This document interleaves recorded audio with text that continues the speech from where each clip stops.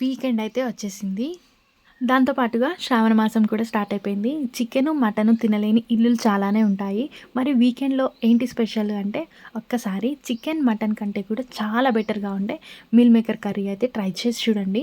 బిర్యానీలోకైనా, పులావ్స్‌లోకైనా, చపాతీలోకైనా, రోటీస్‌లోకైనా దేంట్లోకైనా perfect choice అని చెప్పొచ్చు.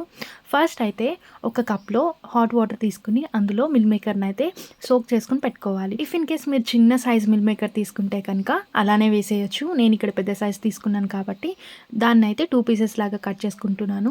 Next అయితే ఒక పాన్ పెట్టుకొని అందులో కొంచెం ఆయిల్ యాడ్ చేసుకున్న తర్వాత కరివేపాకు, జీలకర్ర వేసి అదేవిధంగా సన్నగా కట్ చేసుకున్న ఆనియన్స్‌ని కూడా అందులో వేసుకొని ఒక 2 మినిట్స్ పాటు బాగా ఫ్రై అవ్వనివ్వాలి.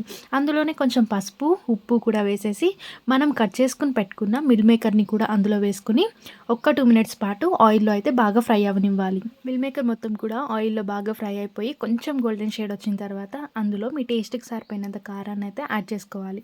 అందులోనే గ్రేవీకి సరిపోయేంత వాటర్ కూడా యాడ్ చేసుకొని మూత పెట్టేసుకొని ఒక 2 మినిట్స్ పాటు బాగా కుక్ అవ్వనివ్వాలి. లాస్ట్‌లో దించే ముందు కొంచెం కొరియాండర్ పౌడరు ఉంటే గరం మసాలా పౌడరు అండ్ కొత్తిమీరతోటి గార్నిష్ చేసుకుంటే మన మిల్ మేకర్ కర్రీ అయితే రెడీ అయిపోతుంది.